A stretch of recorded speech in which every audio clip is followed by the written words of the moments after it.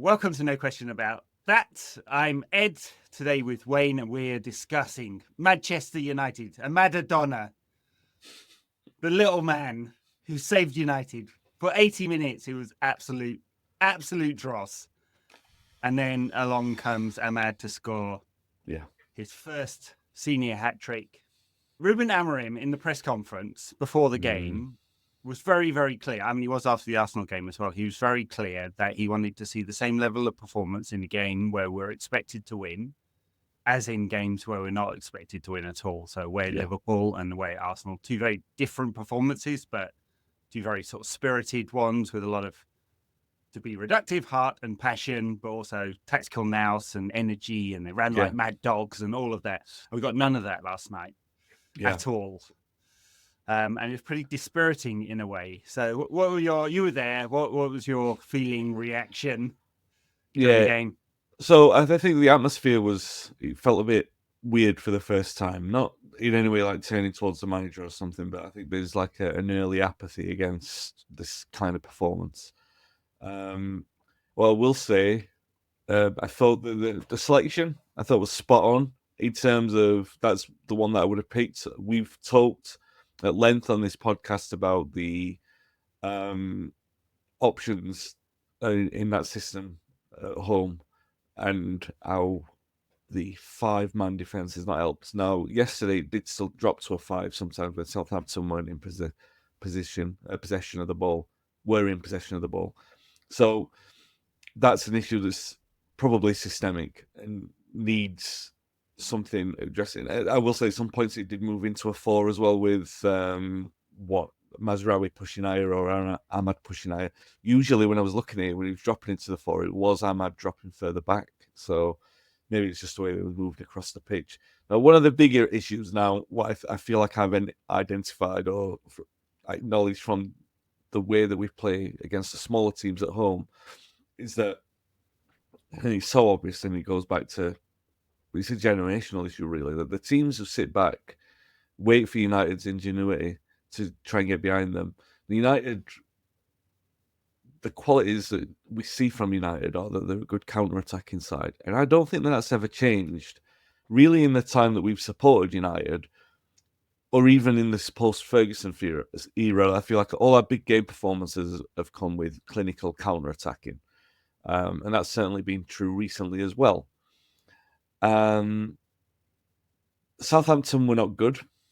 They were better than they have been. They didn't have to play well. And I think that's the point that I've made many times, is that teams are not having to play well against us to get results against us. They just have to be fairly organised. And that's what Southampton were. They didn't take any big chances. They had a couple of players who they would allow to sort of make voyages with the runs that they were making. Obviously, a notable one with Oro getting exposed on the right-hand side of defence. Or targeted, maybe not exposed is a wrong word for that, because Amad was playing out there and they were thinking, right, there might be joy in that defensive area, and there was. So United's issue, and it's a big pressing one for Amorim, because I still don't think it was fixed. Maybe somewhat by the gambles towards the end, because he ended up putting Garnacho on the left wing back, which we've all speculated about as a potential solution for this, one of the issues. I don't think that kind of... I don't think he changed the game. I just think Southampton lack of quality in the end. They shit the bed a little bit, with the last 10 minutes. And Amad, so the target was obvious, just get Amad the ball and see what he did. And really, that's the tactic that won the game. So in terms of long-term investment in the ideas that you saw last night, I don't think there are any. The one thing that I have been saying for a long time is put Anthony on that side with Amad and see if it opens up the play. Anthony wasn't very good. So I will say, I know I'm being polite there. So I'm the first to say, look, Wayne Barton did not pass his UEFA coaching license here. So I'm putting forward a theory. What? No. Yeah, I know, right? And that was the strongest theory I ever took. But I will maintain that I do think that it had a product in us winning the match, because it gave Amad more license to attack. So even if Anthony's rubbish, the way that he operates and the dynamic that he uses in terms of playing the same way as Amad, albeit to a much lesser effect, opened up the pitch that enabled Amad to cause the damage that he did later on. So the investment side of it, what we see going forward, I don't think there's anything at all to take. But sometimes it's not about. Everyone was saying before this game, we want to see a big performance. We want to see a big win. Sometimes those kind of wins are more important than winning 5 or 6-0. Well, sure.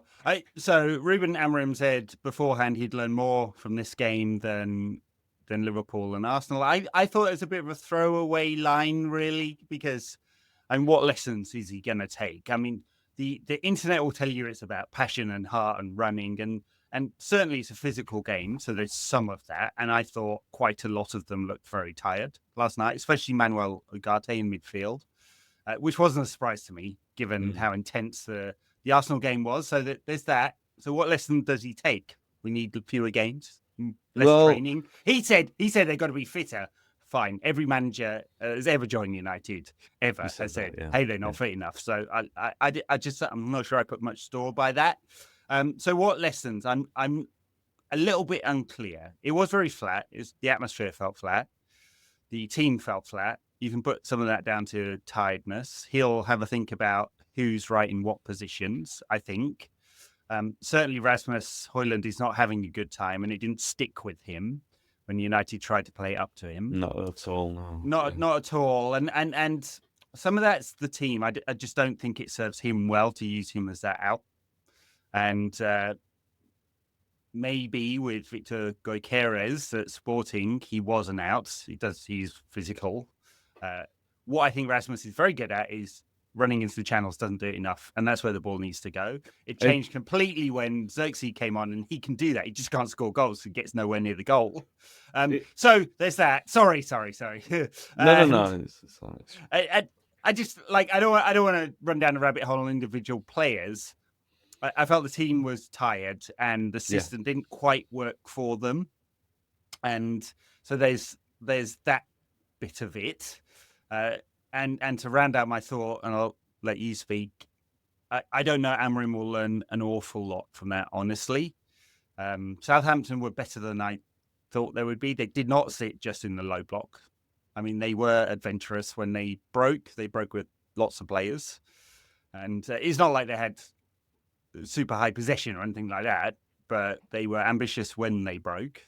Yeah. And United were dead flat for most of this game. So, Wayne. No. It's all good points there. And I would say, they didn't have to be really ambitious. They just had to sit back a little bit, stand off that 10 yards and ask United to do something. And really, that's asking the players to do things that they can't do with, Garnacho generally play in front of them. Or Højlund, you're quite right. The joy that he had, the mixed little elements of joy that he had were when the ball was sprung down the channels for him to run, but all the rest of it was extremely difficult for him. I sometimes wonder with this United side how cursed they are with the centre forward, that whoever starts the game is taking the sacrifice that they know they're not going to play well, but the game will open up enough for whoever comes on to have a little bit more joy, because it feels like that's been the running pattern, that whoever starts plays poorly and whoever comes on has a better time of it, albeit still not very convincing. But you said, what would Amorim have learned from that? And I do think there are a couple of things. First of all, that he tried his best with the players that he's got there, but it's not going to work, right? So there isn't a solution within the squad that he's got. But he did also say that we're going to see more ups and downs like this, and we're not going to play well, and they're going to be good performances and poor performances. So I think there's a level, the learning is the acceptance, right? It's saying, right, I already understand now that there are limits to what I can do with the players that I've got in the system. What I hope that he has learned, but we'll only find out in 3 or 4 games' time at Old Trafford when the full selection's available, is that you kind of have to take the gamble with the teams like Southampton. Like, maybe not Brighton will be a different case, because I think I'd still like to see that same 11 start against Brighton, or maybe Xerxes in for Højlund. I don't think anyone would complain, but he's earned his chance now. But apart from that, because I feel like Brighton are a team who have got their own ambition. So United kind of have that opportunity to play behind them, whereas Southampton were never going to be that. So there's that element of it. So he's got to have learned that himself now, because we've already seen enough of that system. The problem is, of course, the limitations that he's got on the wing backs and how willing he is to experiment in those areas. But he did at the end, but it wasn't really an experiment. It was a gamble. It was a gamble because we needed to win a match. However, the one thing I've been saying for the last 2 months is that we've got to see, he's not going to gamble on changing the system. He's got to gamble on what he does within it. And he did it, to be fair, he did it last night, and he was rewarded for that, even if the fruits of that labour came through the most obvious route. But that's okay. Yeah, that's okay. Of course it is. I just think for me, when you look at it like that, I think it sums up how bad Southampton were and how poor they are, and and it always brings me back to like the state of the league and everything like that. And it's not a strong league, that we were able to do that at relative ease. We all like a last minute winner at Old Trafford, but it was still accomplished with a certain element of ease that makes you think it needs to be better. So I think that I hope that's the thing that he's learned from. Southampton have one win all season, minus 32. Well, now minus 34 goal difference. I mean, they shouldn't be difficult to beat. They're at 6 points. They're on to match Derby County's 07-08 total of 11 points, right? If they carry on this path. I mean, I think for 75 minutes, you look at that Southampton side and you go, okay, they should have enough to do better than they're doing. 6 points in the middle of January is a truly shocking result. Yes, United should beat these teams with ease, and they took the chances eventually when they came. Well, or Amad did, I should say. I guess the concern is with the overall system and shape. We know what he's trying to. I think we know what he's trying to achieve. He has said repeatedly, Amorim, has said repeatedly, coaching the attacking piece is much harder than the defensive piece. And generally speaking, I think defensively, United have been quite a lot better under him. I mean, we don't get those open spaces in midfield anymore. There is the double pivot in front of the back 3/5 in the defensive phase of things that has given United some more security. That shows in the data as well. And the attacking bit definitely hasn't come off yet. And I'm kind of interested whether it's systemic or individuals. I think you suggested there it's probably individuals or a little bit of both, but focusing on the individual. And I think it's an interesting thing because he's got basically 8 players for those 4 positions, or 3 positions. Sorry, it was 4 under Ten Hag, now 3. You could call it 7 because Rashford's been excluded, and let's presume he's never coming back. So you've got Højlund, Xerxes, Amad, Anthony, Bruno, Mount, Garnacho. Am I missing anyone? And there's question marks over all of them, really, except for Bruno and Amad. Okay. Apart from those two, what have the Romans ever done for us? Amad's obviously having his breakout season. Bruno, I can't believe this when I say this, but there are people who don't like him. It's inexplicable. They also don't like oxygen or food, I think, because he is United's oxygen creatively. But there's question marks over Anthony, whose productivity is like 0, basically. Xerxes, who doesn't feel like a striker, but made the team better yesterday. Yeah. Højlund, who is a striker, but doesn't seem to use his tool set or hasn't developed it in the right way, or the system doesn't quite suit him. Spends all his time fighting with centre-backs. I feel like a broken record saying that, but he really does all the time. Mount is perennially injured. And Garnacho is inconsistent, despite, I think, having a high ceiling. Still our top scorer, or was before last night, right? He's got 10 goals and assists this season, despite being in and out of the side and having been dropped and all that kind of stuff. So there's just question marks over a lot of players in those forward areas. United aren't going to do a bunch of deals this winter. I think that's really clear. There isn't the finances. And when it comes to the summer, you just cannot ship out 10 players and bring 10 players in. And if you do, Forest, Chelsea style, you better bank on a fairly low hit rate. Yeah. Like, and United can't afford that. So I do think there's a lot of problems. They should be more easily fixed through coaching and systems.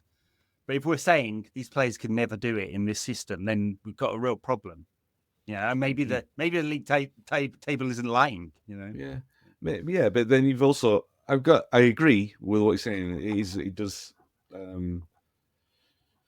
indicate a problem, but then you've got to be fair and say that the players have showed promise in other systems. We've delivered trophies, they've delivered big moments, and some of the players have. It's only a small sample size for now, but they have shown, like for example, Garnacho. We've praised like his. Sure, and I'm not saying like in moments they haven't done well. They have. Garnacho, I personally think he has a very high ceiling. I think he's very inconsistent, but he's 20. Højlund, remember, he scored 7 goals in 7 games at one point last season. Yeah. Get him into the right areas, he can score goals. Even Anthony has done some good things sometimes. I mean, of all those 8 I mentioned, he's the one I have zero hope for, honestly. Yeah. I almost said, I'm sure he's like, because I don't want to get all toxic. I'm sure he's a lovely guy. Depends. If you read the Brazilian newspaper reports, he's not a lovely guy. But that's we've talked about that one. So, and I think there's lots. Even like Josh Zirkzee doesn't look like a goal scorer. His all-round play when he came on last night, 53 minutes, was excellent. He looks like, I whisper this, he looks like United's Firmino, doesn't he? Or maybe he's Wout Redux, a player who can't score goals but makes the team better in some way. So, yeah. Look, I think there's an argument to be made about form and long-term potential, because I think the problem that we've got, and it is a bit of a problem really, that we've shown a lot of patience. I couldn't help thinking with Højlund and Zirkzee, the thought crossed my mind a couple of times over the last week when I watched them. Do you remember Forlan when he came in and he struggled? He struggled so badly. The industry was there. There's a great line in the new Red News support fanzines, by the way. But it's a great line. It talks about Ralph Milne in the 80s. And he says, watching United is like, I'm paraphrasing who said it, but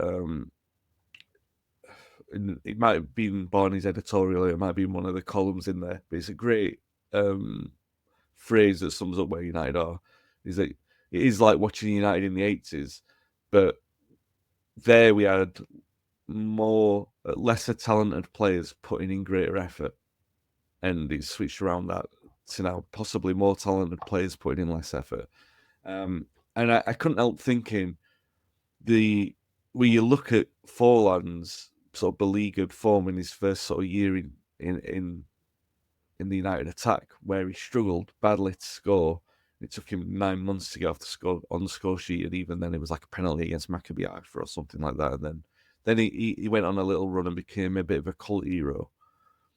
And this is going to sound like I'm being very, very hypercritical, but I'm talking about the standards that are necessary to be reached, right? And how realistic we all need to be, and how far off we are from where we need to be.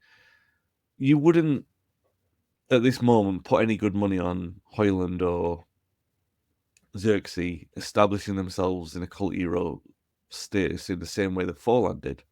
Sure. Right. And I'm not being horrible. I just think that Forlan has his own legacy, and they've got to live up to that. So, and we're talking that, and the levels there, and we're talking Forlan's in the context of Premier League strikers for Manchester United. Forlan's mediocre. He wouldn't be in the top 10 when you talk about the best strikers. So that tells you the standard where United are. So where you talk about what that level of improvement is and what it looks like, and we all want to get behind players, and we all want to sort of see them do well and prove us wrong and all this sort of stuff. But we also have to be realistic. So my point is to what you were saying there, and I understand completely that the turnover can't happen the way that it's necessary for it to get United challenging quicker, is that that's the bind that United are now in, and which is kind of makes me feel a little bit deflated and more hopeful of improvements in the system. Sorry, Ed. This is going to just be a little bit longer of a long-winded rant to get to this same to get to the point I want to make. Really, so with those players and the form that you've got, like say, like 6 months or whatever. Now we all remember Martial and Pogba. It's like, how many transfer windows do you wait for them to come good? How long is that player marketable as an asset to you before he becomes worthless and you can't even give him away? And then you've got the other point which you made, which is the players and their suitability for the system, because then you start making wholesale changes. And I've said this point before, but you start making wholesale changes because of the suitability of the system. It's a very specific system that's used by one manager. It's never been used at Old Trafford before. It's not really used in England. So if you're buying players suitable for the system and it doesn't work with the manager, because let's be frank about this, at one point last night we were staring at 4 consecutive league defeats at Old Trafford, and that's a difficult conversation to start having about a football manager. I'm not saying that there would be pressure on him just then, but all the evidence that starts to support those cases starts to get formed. Got it. Yeah. So well, I think that's my. And I am normally optimistic about this sort of stuff, and I do want to see. I have no problem with all the changes because I'm willing, as a fan, to like give it all the benefit of the doubt and see that there are shoots there. And there were last night. I'm not saying they weren't. I think, like I said earlier, there's sometimes any kind of win you can see something in, and I think there was a lot to be gained from last night. I just feel if you were to be of a pessimistic disposition, I feel like you would have every reason to feel like you've still got 18 months to wait to see if all that comes out. Because, if it goes wrong and you do an eye turnover of players, like you said, is impractical in the summer, but they do happen at United sometimes, 7 in, 7 out. If that sort of stuff happens, even if 3 of them are on loan, and you've brought in a lot of players who are suitable for the system, but it's still the system that's the issue, then very big questions to be asked. Well, I don't think the system. I think we tend to focus very much on this 3-4-3 system, but all it means is you need to rebalance the squad. I don't think there's, apart from the wing backs, there are no specialist roles in that system that can't be deployed in something else, right? So if the concern is, go out and turn over the squads, do a high turnover if they can afford to do that. Because there's a big cost to shipping players out when you brought them in for a lot of money and bringing others in. If they can afford to do that high turnover and they rebalance the squad to suit Amorim's system, it doesn't work out, we move on to someone else, and then we're like looking at rebalancing the squad. The ones that you'd be concerned about really the wing backs, because that's typically only found in this sort of 3-5-2 or 3-4-3 system. The rest of them can play in other roles in most other systems. Amorim's challenge, I guess, one of the challenges is he's got a lot of players in his squad that are quite comfortable in wide areas, not necessarily those sort of roaming number 10s that he's trying to deploy here. And there you're looking at Amad, who's done a good adaptation, but I don't think that was obvious that would happen with him at all. Marcus Rashford, who's been binned off, and Alejandro Garnacho, who's in and out of the side, and we're wondering whether he'll reach the potential we think he may have or not, and whether he can even do it in this system, which doesn't necessarily suit wider inside forwards, right? So that's a bit of the concern. Now, if we really, really, really believe in Amorim and what he's going to do, and we think he's a brilliant young coach, and we're willing to give him the 2 years to evolve this squad and this team into something different, and you want to back him, and you're like, okay, yeah, well, we're not going to play with these wide forwards anymore. We're going to bring in a lot of intelligent number 10s to support a number 9. Then great. We can do that. Most of that will be okay in another system if it doesn't work out. But I do worry it does mean, like, for different reasons, that we may be looking at the exit for some high potential young players, and that would, like, that sets off a lot of red flags for me, or alarms. Sets off the alarm, and I see a lot of red flags to totally butcher my idioms there. Yeah, well done, Ed. I mean, it's a lot like I think I posted on Twitter yesterday. Yeah, if United sold, and it's hypothetical, if United sold Garnacho for a fee that was lower than we paid for Højlund and Sancho and others, that would smack of some people at United thinking they're the smartest guys in the room, and because you don't generally sell high potential young players, especially in a situation that United are in, where we cannot buy established Champions League quality players. We just cannot, right? One, financially can't, and two, they won't come. And how much would we be paying for someone like Garnacho's on the market? Oh, God, yeah. Well, just.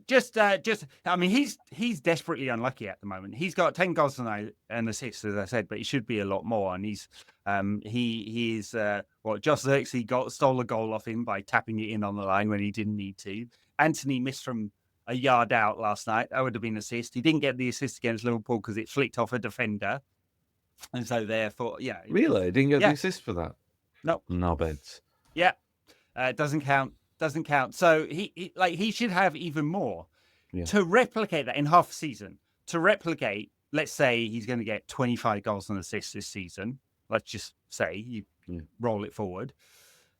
To replicate that in a 20-year-old player, you're going to pay astronomical amounts of money. And he's on a reasonable contract as well, despite signing a new one recently. It would be astronomical to replicate that. And so when we have conversations that are like, oh, yeah, we should bin off 7 players this summer, the players you should absolutely not bin off, even if you're frustrated with them, are high potential young players. Like, that is mad. That is not the way to evolve the squad. And so that's the thing that worries me when we talk about evolution of this squad, and even evolution to suit Amorim. I'm like, wow, that's risky. Like, because there's no guarantee that the players you bring in work out. Yeah. Like just look at the last 10 years. Hardly any of them. And the other thing is the unquantifiable element and the characteristic which comes through those young players, and that's the connection, the emotional connection and the synergy and energy with the club. I'll do it all day to talk about the numbers and the sort of clinical exposition on what that is with the players that you, like you say, you mentioned there with Garnacho in particular. It's an interesting one because you look at the numbers and what he does and everything, but then you look at what he does when he's on the. It's like Cobby. Cobby's a great example. We've toed and froed over his qualities and what he can and can't do, and how good he is and everything like that. But then there's that intangible element of that, because he's a Manchester lad. Everyone, the crowd will just get behind him, and there's a different kind of connection there. Yeah. One, that's not Manchester United specific. One, every club loves its own. But two, there is a thing with United on their own, and you can't deny that. So it's important. It's important. And it's just something as well. Like, sometimes I feel a bit guilty about this because you will wax lyrical about Bruno, and I don't feel like I've got the same love for him as you do. And it's not because I don't love him. Oh, by the way, no, it's not. I think people always get this wrong. Like, I don't have. I mean, look, it's my football team. I live, breathe, eat, sleep, think about United all the time, to the detriment of other parts of my life. We all know this, right?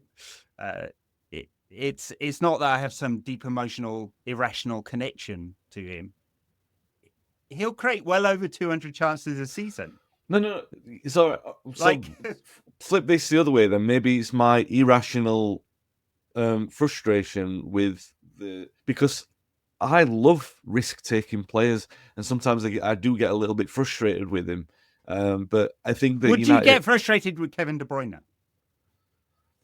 I don't know. He's not in United's team. I'm only talking about. I mean, but like pick any other creative player. Yeah. Look, I'm sorry, that's not the point I'm making. The point, I know where you're going with that, and I fully 100% agree. And I'm not like De Bruyne takes chances too, and his numbers in terms of how they compare with Bruno's are just not the same. So I'm aware of that irrationality, being the same way that I would love it when Giggs tried it, and like his completion rate for passes must have been somewhere between 60 and 70%. And he got stick off the crowd during his the worst parts of Ryan Giggs, where things weren't coming off for him and he was trying it all the time, he got stick off the crowd. Yeah. Anyway, let me just circle to the point, because it's a big fact you were right on this, because what I'm trying to say is I would never change him, even if I'm frustrated with him, because what he does do is he provides the ingenuity, and the point is I'm doing there is I'm connecting that to Garnacho, because he can still do things that no other player can do. So, Garnacho's 2 years younger than Amad, and we could not see. You said earlier that some players can fit any system and it shouldn't be that much of an issue.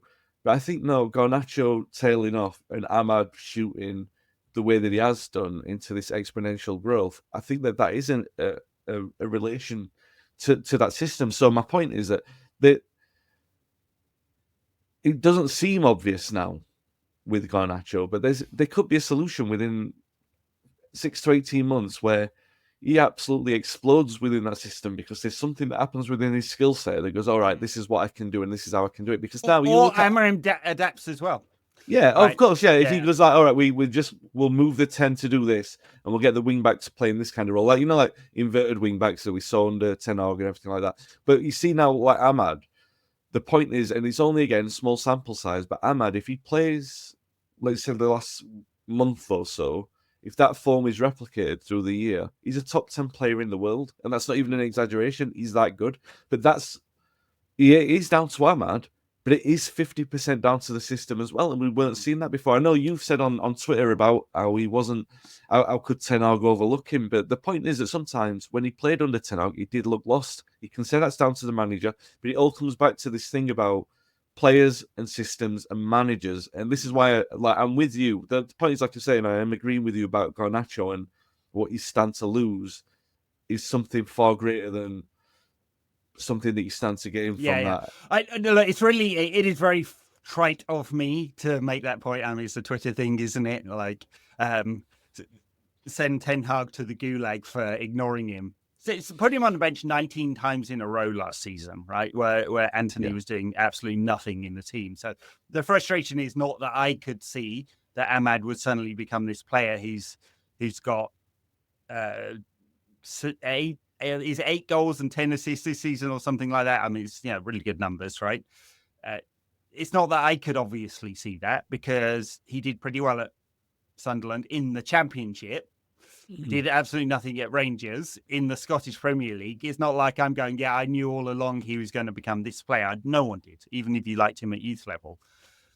So it's more about like poking fun at Ten Hag for doing that and not giving the guy a chance, honestly. Yeah. Or as someone said, I said they should send him into the Hague, or Ten Hag, as we should call him now, for crimes against football. So yes, but that comes back to my point about like high potential players. Like, I do think there is something in Højlund. We're not seeing the best of him right now. There's something in Garnacho. We're not necessarily seeing the best. We're seeing great things in moments from him, but is it the all-round game for 90 minutes? No, not really this season. Are we seeing that from Josh Zirkzee? No, and I probably have more doubts about the tool set there, the all-round tool set for being a striker, right? So young players, it is a very, very, very rare thing, extraordinarily rare, that they look like a complete product when they're in their early 20s or teens. Extraordinarily rare. Ask the question to you then, as a supporter. I know we're way off Southampton here, but hopefully people are following the thread of the conversation with this. But how long do you give that development then? How long do you invest in that before you say, we either want to be challenging for the title or it's time for you to go elsewhere? I'm asking you to put a number on it. How many months would you say? Yeah. I think that's a totally fair question. I don't know exactly the answer. It was reported I'm going to deflect by giving a different answer. The Athletic, I think it was Laurie Whitwell, reported, not that long ago, that Ineos felt, or the new executive team felt, that they could make a decision on a player after 2 years, and that was a buy-sell decision after 2 years, and they weren't going to take longer than that. And it comes back to your point about don't get to the point where they're toxic assets and you can't sell them. Yeah. because we know the cost, and it's a double cost because it's the cost that you pay to bring them in, and it's cost that you have to pay in terms of a lost fee and possibly even subsidizing wages to get them out as well. And I think that's totally fair. Maybe it is 2 years. Actually, for forwards, it takes longer, right? And there's loads and loads of examples of this. When I say extraordinarily rare for teams to be fully formed, it really is. Like, we can point to Lamine Yamal at Barcelona or as a forward, or even Kubasi at the back and go, it's extraordinary that there are teams and they're performing at this level, right? Just doesn't happen in world football very often. But there's also great examples of players who are 20 and doing absolutely nothing. Mo Salah doing absolutely nothing, age 20. Harry Kane on loan at Leicester scoring no goals, age 20, right? And they become brilliant players, but it took them a long time to do that. And Salah again, system player. I don't mean that. I know he's brilliant, but he's a brilliant player in that system. There's no guarantee that, like you said, his track record doesn't suggest that he goes somewhere else and does that. So it's and the numbers he puts up now, you could not have said he would definitely do that. I mean, he was binned off by Chelsea. He went to Switzerland. He had a loan at Roma, did pretty well, but not this well. Has gone to Liverpool and has been extraordinary. And that's the last time I'm ever going to praise a Liverpool player, hopefully. But my point is, like with high potentials, you have to find a way.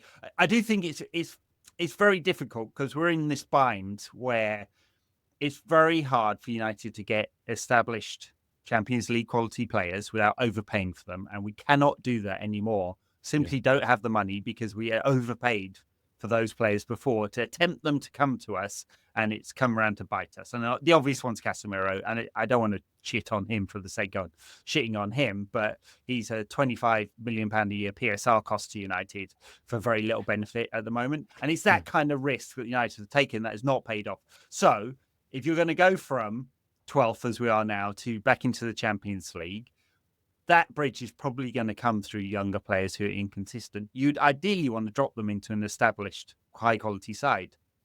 When United were brilliant, 2008, 2009, we had Rooney, Tevez, Ronaldo, and Berbatov came off the bench. It's like right now we've got Højlund, Josh Zirkzee, like as options for those striking positions. Like the paucity there is like absolutely desperate, and it's also deeply unfair on them because they don't have a lot of like high performance players around them either. And it's also like it's the ceiling of the club, right? So it's a high drop and a consequence of so many different mismanagement things that have nothing to do with the players who are there in the shirts. But you are talking like this chasm, 15 years relay to go from arguably the most talent we've ever had in the front line to, well, I say arguably, best Low Charlton, York Sheringham, Cole Solskjaer might have something to disagree. But But yes, the chasm between that and what we have now is desperate. So someone's I meant to it went into my spam box on YouTube because there were a few offensive words in there. But someone said, and I will post it because I don't edit stuff like that. He said his frustration. He was expressing his frustration with Bruno, and it's like, why are you always going on about this guy? And he wouldn't get into peak Barcelona, would he?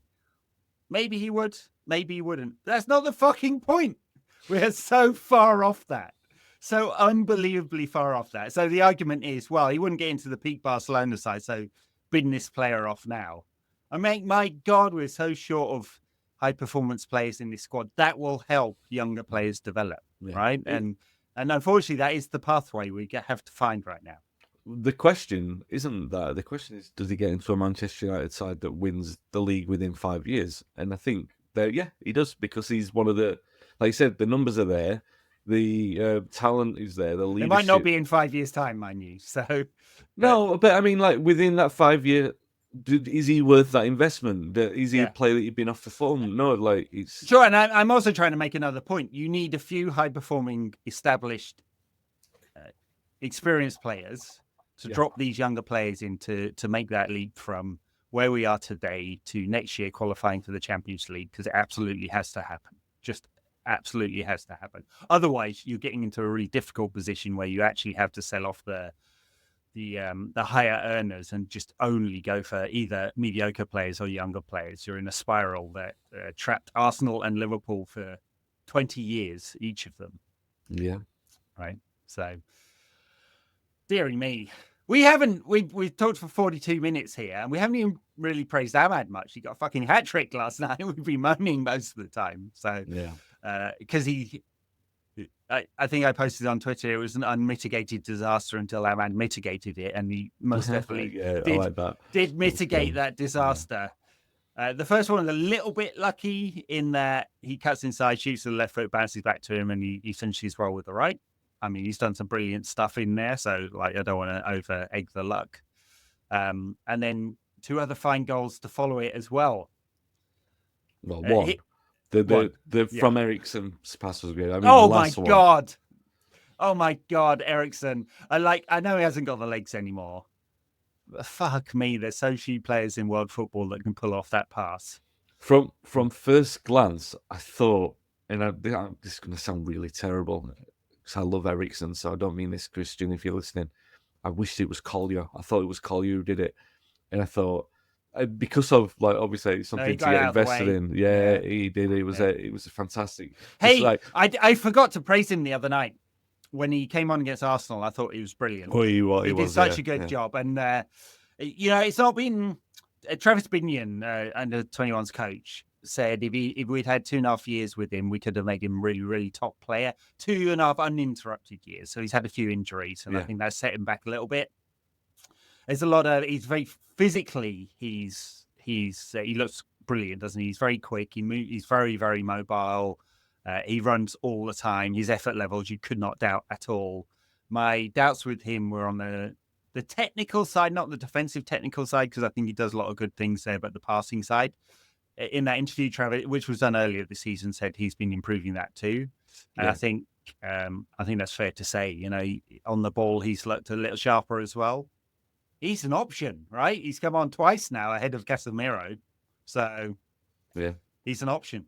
Definitely deserves a lot of praise. The one thing I don't like about managers, United managers, when they do it, is when they throw a young player under the bus. We saw it a couple of times with Mourinho. To be fair, not many of them have done it. Mourinho did it a couple of times.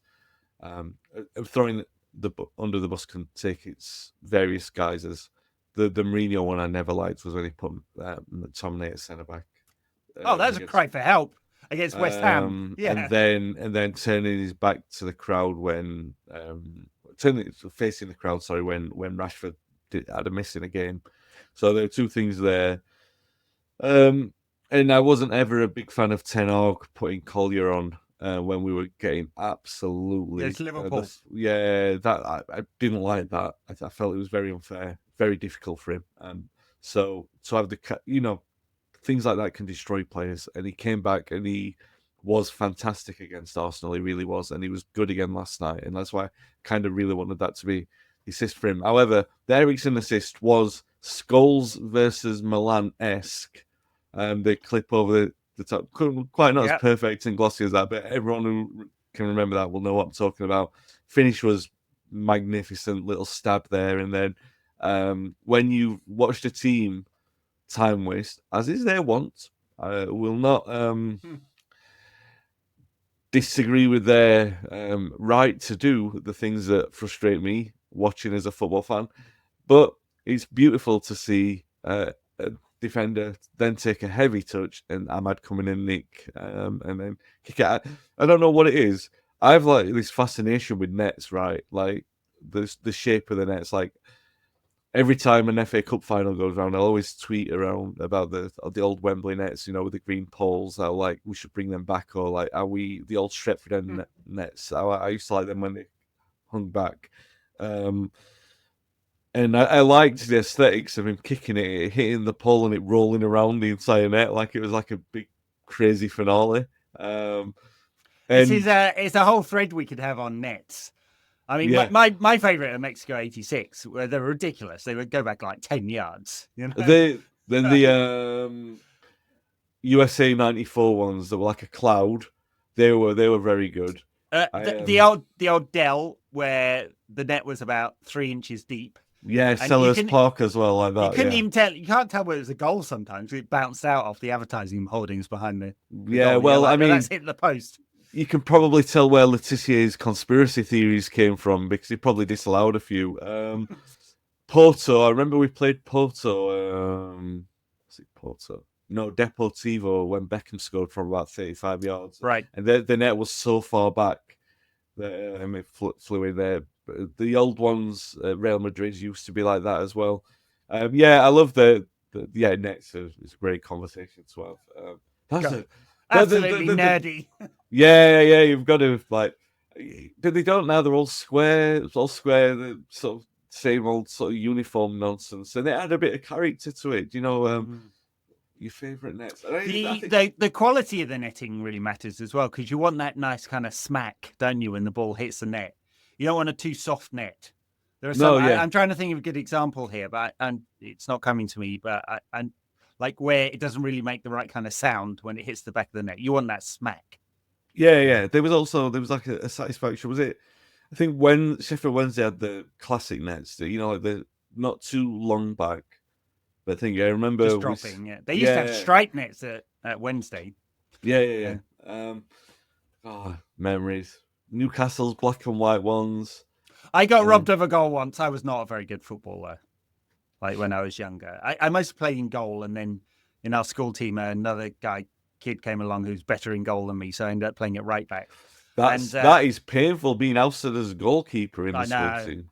I know, and I hit one where it went in and hit the, what do you call that?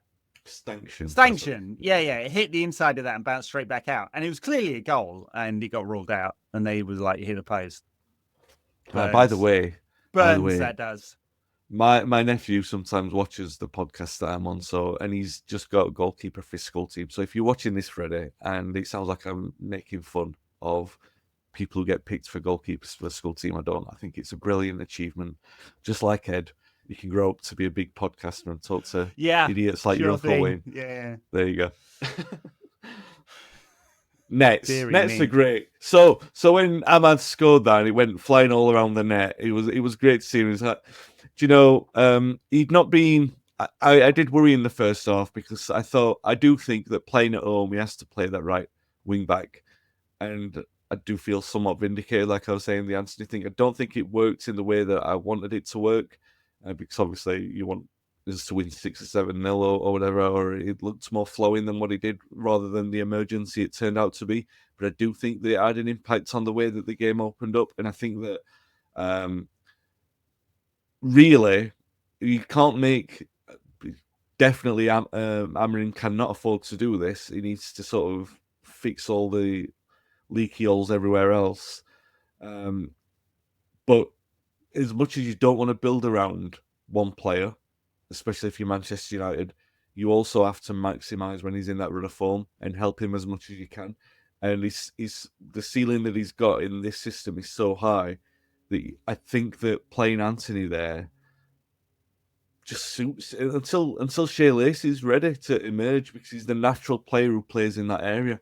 Or if you can train another player to play like that, or obviously in the away games where, let's say, let anything above mid-table, where we can play with that flat back five in midfield, as long as they're going to play with that same kind of application, then fair enough. But I don't know, like, it didn't seem obvious until like maybe the last 25 minutes where Amad really sort of clicked in, and I do think that coincided with Anthony coming on.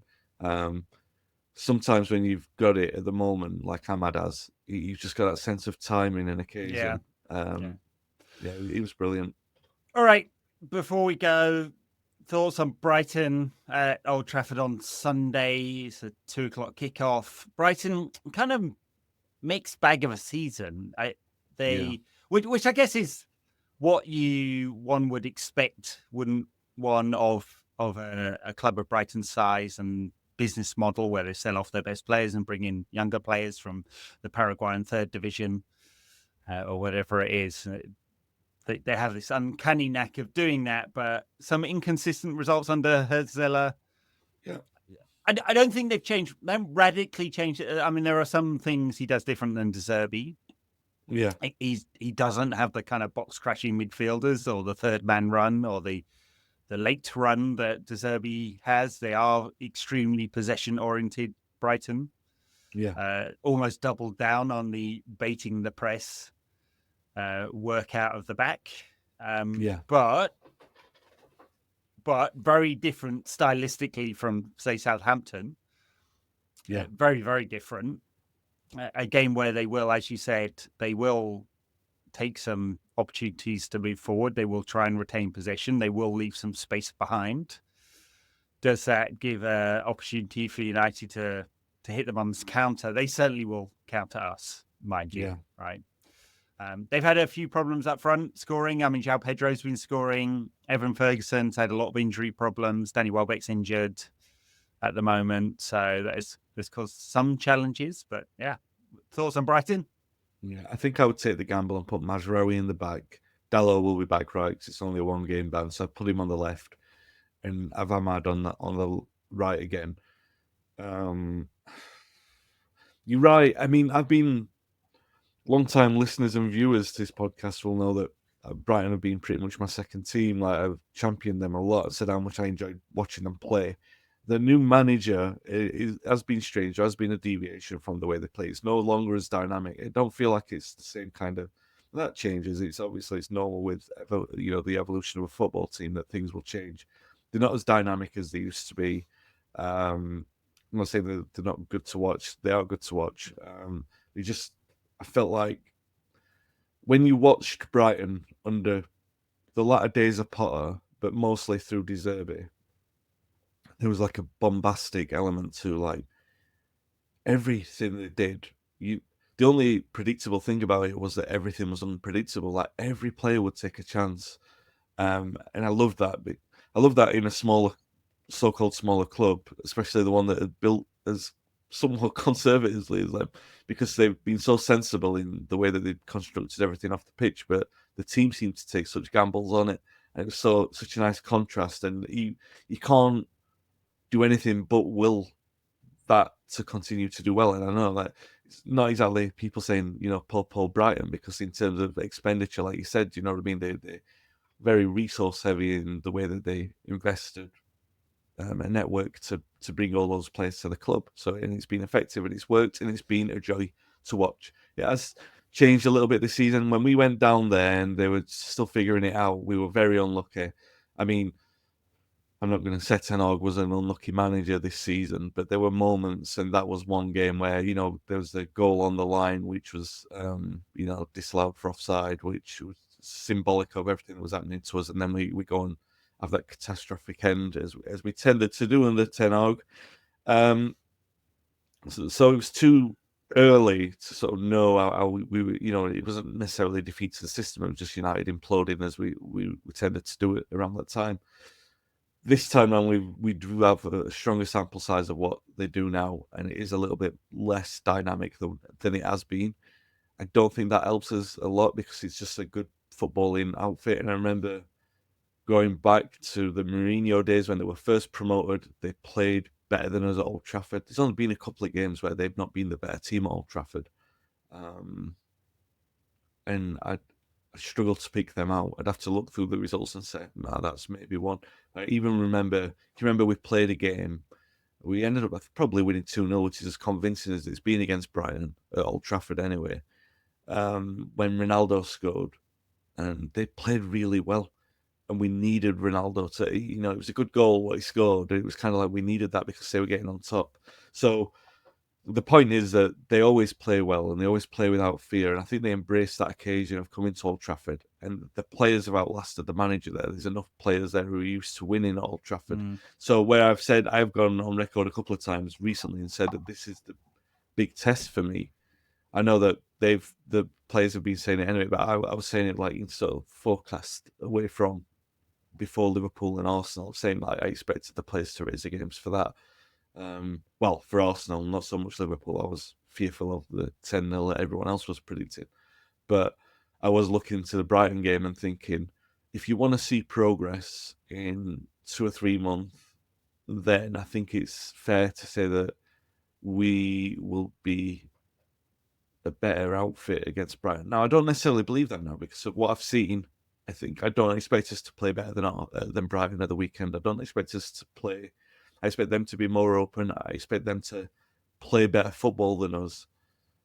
But I hope that what Amorim has learned in the meantime will be enough to make, because Brighton are a big game and it's a big test for United. It is a really big test for a lot of these players who, I'm not a big fan of like when they say, oh, they've got to go out and prove something, that kind of thing. But I think these players have been embarrassed enough by Brighton outplaying us at Old Trafford. There's enough of those players who've experienced that, and your pride should be there, right? You want to go out and put on a good performance, especially for fans who've not seen us play well in a few months at Old Trafford. So since the Eddie days of Ruben Van Nistelrooy. So it's I don't know what I'm expecting because everything's such in the melting pot at the moment. But I do feel like there's an opportunity there because Brighton aren't as dynamic as they used to be. But I would not take them for granted at all. Well, no, I mean, and they do have players that'll hurt us, assuming Jabetro is fit. I mean, he's got 5 league goals this season. Mitoma will be extremely dynamic on the left. Again, assuming he's fit. Will exploit space if United do go with a more attacking right wing back. Who's it? Simon Adingra has tended to come off the right? Good, very good player as well. So they've definitely got players. They perhaps are not as good in midfield as they once were, I think. So they played, who was the kid they played against Arsenal the other week? O'Reilly. Julian Enciso hasn't quite developed as they expected. Obviously, Buonanotte, the other young Argentinian they shipped out on loan to Leicester. They sold off, 2 of their best central midfielders. Of course, very hard to keep replicating that model. Once upon a time, it was Southampton that was developing all the brilliant young players, and they were selling them off, mostly to Liverpool. Before that, Swansea were the quote-unquote best-run club in England, or Wales, or the Premier League, and so there's definitely a risk you have to really believe in your model to keep selling players all the time. They seem to really believe. I mean, the owner of Brighton has made a lot of his money from gambling, has a data company, and they use that to very good effect for themselves, but also sell data to other clubs, interestingly. So but it's a very interesting model, which they've sustained very well. But you keep selling your best players off. Obviously, that is going to have an impact. So, and it has had some. But for a club that had no ground and were in the 4th tier 10 years ago, basically, it is. I was going to say it's not a romantic rise. It's a remarkable rise. It's not romantic because it's taken £500 million of the owner's money to do it. So, hey, the romance of hundreds of millions of pounds. It's as romantic as you get in modern day football. Apparently so, yeah. All righty. Before we go, shout out to Frank. Don't often do shout outs, but he is in his 80s in Canada. He is the godfather of our old editor's wife, and apparently a big fan of the show. So thank you very much for listening. Hi, Frank. Happy to keep your company for an hour in which we rambled on about Manchester United's many failings and the unlikely path towards being good again.